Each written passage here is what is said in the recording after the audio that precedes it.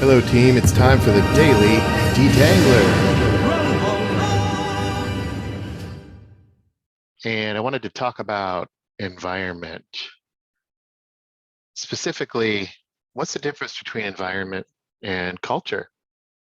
And how does design come into play? Have you ever thought about that?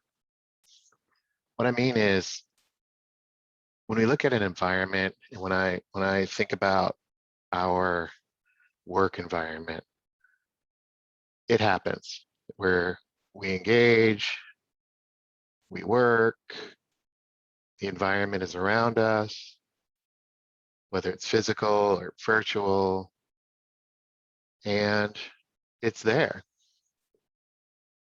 When I put myself into that environment, there are different forces at play that I see. For example, I can see our principles. I can see my habits that I engage. I can see the interactions that I have with people on the team, and even in my email or watching videos. I can feel things like expectations from those around me. I can even feel expectations from myself. I can think about and feel the impact of the rhythms that we get into and the flow that we get. And I can think about the norms that we've got and have as a team with regard to how we show up. And that environment impacts my work. Now, obviously, that environment is critical.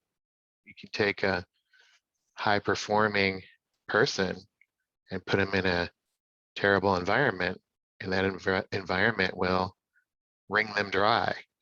You can also take a top performing person and put them in a great environment, and that environment will catalyze them and help them achieve more than they ever thought possible. So environment has a exponential impact on either the positive or the negative side of value creation. When I think about our team, we've spent a lot of time talking about how we all have our instrument and we all have to play our instrument in our role. When you look at this picture, what's the environment? Can you infer the environment from these people? What about if I were to ask you, what's the culture of this team? What would you say? Are those the same thing? Who creates the environment? Who creates the culture? Where does culture come from? And how does it show up in our environment? When I think about how culture is created, I think back to the environment.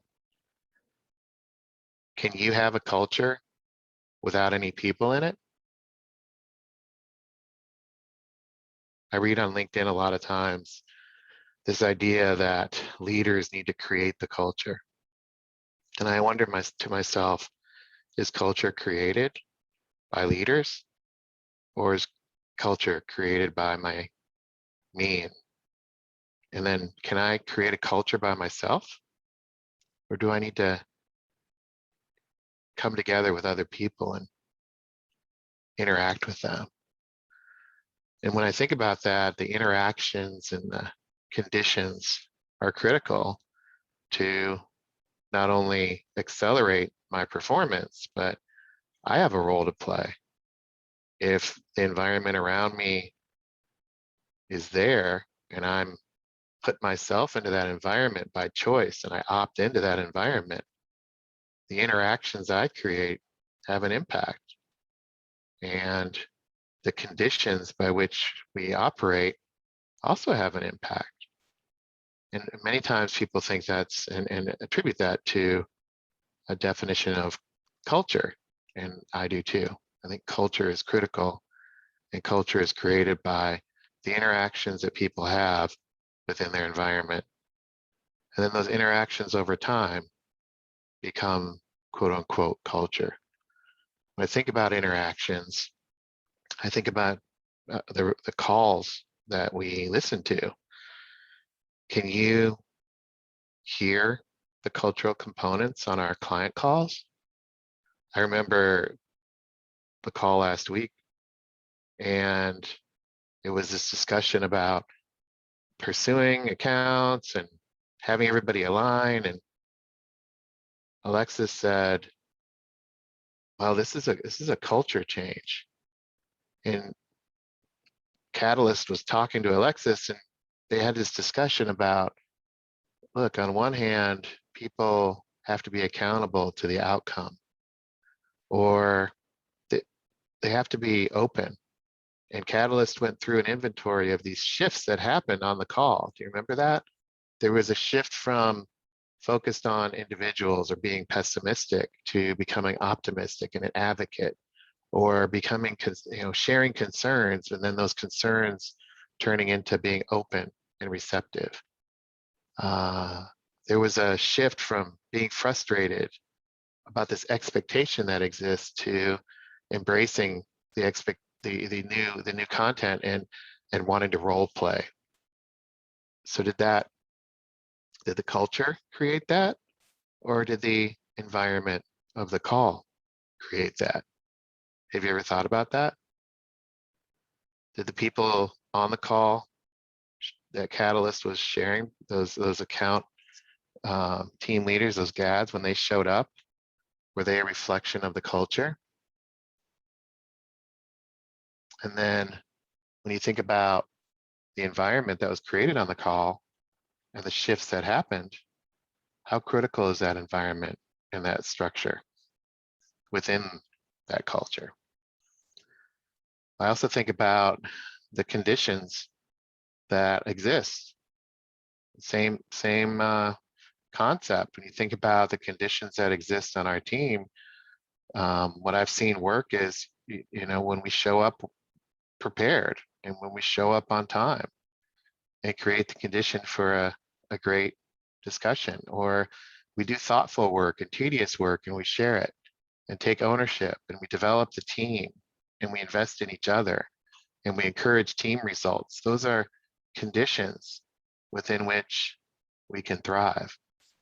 So what's your role in the interactions we have and the conditions that we create? And how does that impact the culture of our team? And then how does our interactions and that we have and the conditions we create a different environment in our client call? And then what kind of environment are we creating with Catalyst, who's our customer?